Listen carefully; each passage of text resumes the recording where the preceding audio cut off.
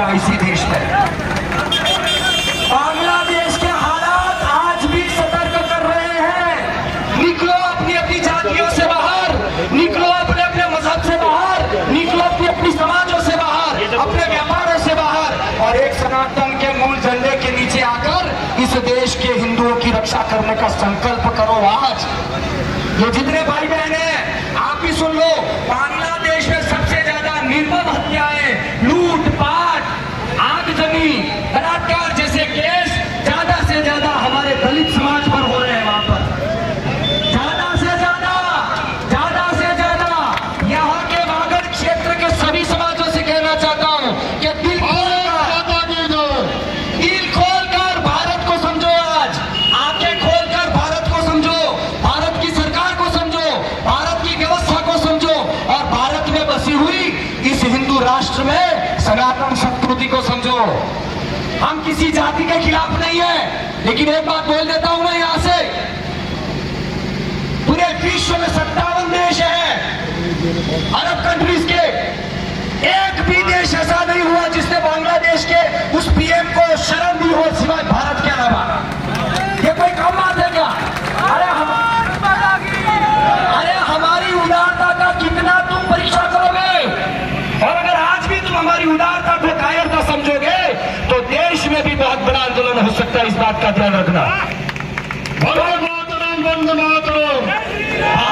भारत ने सबको शरण दी है, भारत ने शत्रुओं को भी शरण दी है, और भारत में रहकर शरण पाकर अगर शत्रुता का पार्ट निभाओगे तो खड्डा खोद कर उसमें समाधि बना दी जाएगी।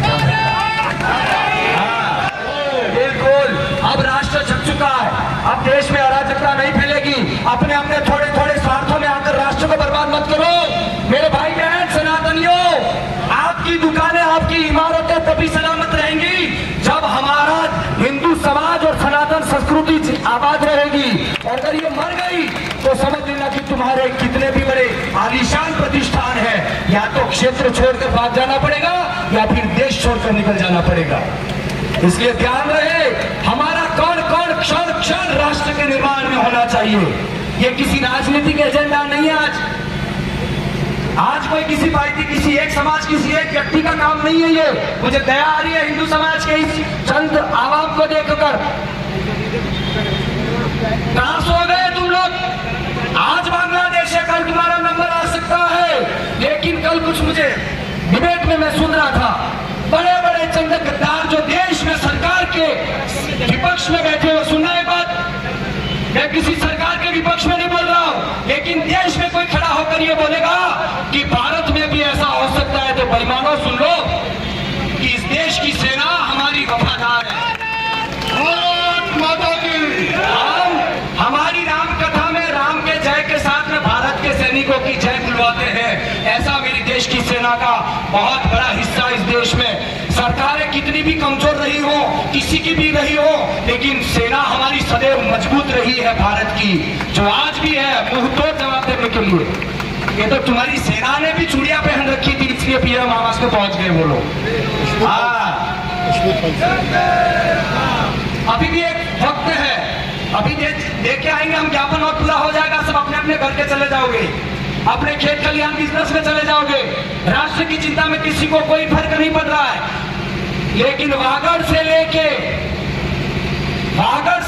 देश के हर एक हिस्से तक अगर हिंदू को नहीं बचाया गया तो ध्यान रखना कि तुम्हारे किए हुए बैलेंस, तुम्हारी बनाई हुई इमारतें और तुम्हारे प्रतिष्ठान सब यहाँ रख के भाग जाना पड़ेगा। ध्यान रखना सब।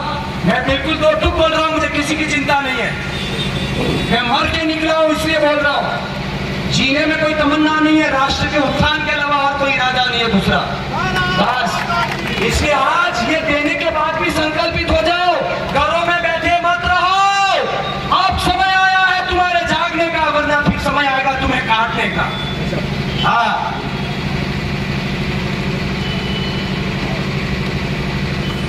दूसरा एक और निवेदन, सारे देश में इन बेईमानों ने शरणार्थी ले रखी है। इन बेईमानों ने बांग्लादेश से आकर वामपंथी कट्टरपंथियों ने, और वो शरण लेते लेते सागवाड़ा तक भी पहुंच गए हैं। मैं सरकार से गुजारिश करूंगा यहाँ की प्रॉपर व्यवस्था से पूरा का पूरा खंगालें,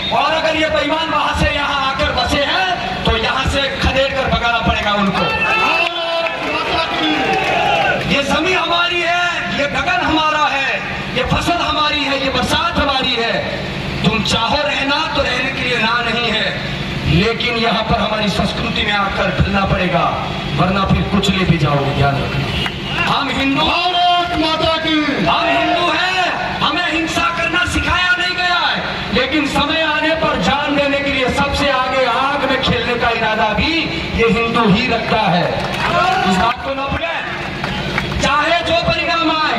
आप लोगों को परिणाम से चिंता है, मैं सच बोल रहा हूं, और मुझे परिणाम की कोई चिंता नहीं है। मेरा घर जल जाए तो जल जाए, आशिया उजड़ जाए तो उजड़ जाए, लेकिन अभी वो तूफान आया नहीं है कि जिससे हम लोग बिखर जाए।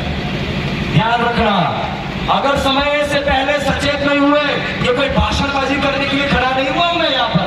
मुझे पता है इसके परिणाम कितने बुरे और कितने बेहतर हो सकते हैं, लेकिन जागो, इस क्षेत्र को बहुत बड़ा टारगेट किया है। जागो, इस देश को बहुत बड़ा टारगेट किया है। आज अगर भारत देश को नहीं बचाया तो विश्व में कौन सा हिंदू राष्ट्र है जहां पर जाकर आप और हम कहेंगे कि हमें रहने। आज तो बांग्लादेशी बोल रहे हैं कि भारत में आने दो, लेकिन भारत कहां जाएगा? संकल्प करो, किसी पार्टी से हमारा कोई लेना देना नहीं, जिसको जो पार्टी में आना है, राज करना है वो करे, लेकिन जो सनातन धर्म के लिए जो काम कर रहा है, जो हिंदू राष्ट्र के लिए जो काम कर रहा है, हम किसी जाति के खिलाफ नहीं है। हम यहाँ पर रहने वाले मुसलमान भाइयों के भी हमारे अपने भाई हैं, लेकिन एक शायर के शब्द बोलूं कि जहां अल्लाह है वहां अल्लाह नहीं है, और जहां अल्लाह है वहां अल्लाह नहीं है। तुम कौन सा उपद्रव कर रहे हो मेरे भाई? हर धर्म में नेकी बसती है, हर धर्म में धंधे होते हैं, और मुझसे पूछो बात सही तो कुछ लोग ही गंदे होते हैं जो आज बांग्लादेश में कर रहे हैं। इसलिए मेरी प्रार्थना है, सभी राजनीतिक दल, सभी समाज सेवी दल, सभी लोक नायक, सभी समाज के, सारे गांवों की बस्तियों के सभी लोग आज धर्म नीति के हिसाब से हम अपना काम कर रहे हैं। कल उठकर राजनीति भी इसमें सपोर्ट करे, कल उठकर हम समाज की नीतियों में भी सुधार लाएं। बस अभी हम जाएंगे, राष्ट्रपति के नाम हमारा ज्ञापन सौंपेंगे, और उसके बाद कम से कम एक संकल्प करो कि मरने के लिए तो आगे मत आओ, लेकिन देश के लिए जीने के लिए तो थोड़ा आगे आ जाओ। अरे मरने वालों ने तो जान दे दी उस समय पर, आज तो देश के लिए जीने का समय। ये दुकान बंद करने का टाइम नहीं है, वो जिएंगे कहां से? चलो उठा लो अपनी बस्तियां यहां से, चंद समय का इंतजार कर लो अगर समझ नहीं पाए तो। हाँ, मेरा आत्मविश्वास बोल रहा है, चाहे मुझे तुम किसी भी उसमें लाकर खड़ा कर दो, किसी भी दायरे में, लेकिन मेरा एक ही दायरा है, मैं मानवता का आदमी हूँ, और हिंदू सनातन में मेरा धर्म हुआ तो मुझे उसका एक आनंद है, लेकिन मेरी समाज ने किसी को मारना और काटना नहीं सिखाया है। आज तक हमने शस्त्र इसलिए नहीं पकड़े हैं क्योंकि हमारे हाथों में हमारे पूर्वजों ने शास्त्र दिए हैं, लेकिन उन शास्त्रों की अवहेलना, संतों की अवहेलना, समाज में अराजकता फैलाने का काम तुम करोगे तो फिर माला के साथ में बाला भी हम ही उठाएंगे। मैं बोल चुका हूं कि मैं मर के निकला हूं, इसलिए ध्यान रहे सारी समाज को। मुझे किसी चीज के परिणाम की चिंता नहीं है, मुझे पीछे कोई चिंता नहीं है मेरे। मैं आप सबसे निवेदन कर रहा हूं, जाग जाओ, अगर नहीं जागे तो काटे जाओ, ये दिन दूर नहीं है। बांग्लादेश के हालात तो यहाँ पे नहीं हो सकते इस देश में, लेकिन कम से कम हमारे अंदर चंद गद्दार ऐसे पड़े हुए हैं, बिखरे हुए हैं, जिनका माया जाल भी हर शहर में, हर क्षेत्र में बहुत जबरदस्त फैला हुआ। उस माया जाल को समझे, विदेशी फंडिंग से जो हमारे क्षेत्र के उन समाजों को भ्रमित किया जा रहा है वो समझे, दूरियां न बढ़ाए, नजदीकियां लाने में प्रयास करे।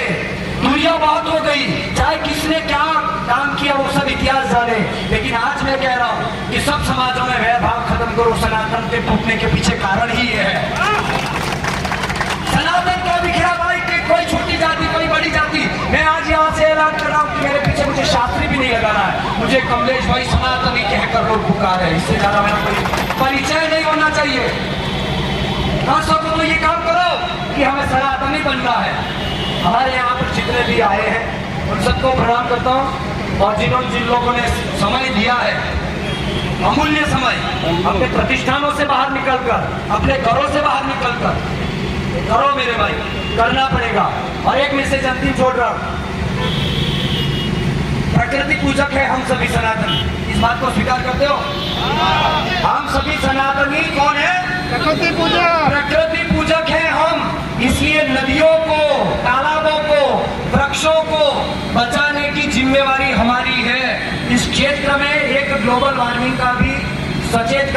जैसे समाजों पर प्रेम, वैसे इस वृक्षों पर, इन तालाबों पर, इन नदियों पर, इस वातावरण पे आपको और हमको बहुत काम करना पड़ेगा। भारत माता की। Sagwara live news. जी हाँ, लेटेस्ट खबर पाने के लिए चैनल को सब्सक्राइब कीजिए, वीडियो को लाइक कीजिए और शेयर कीजिए। धन्यवाद।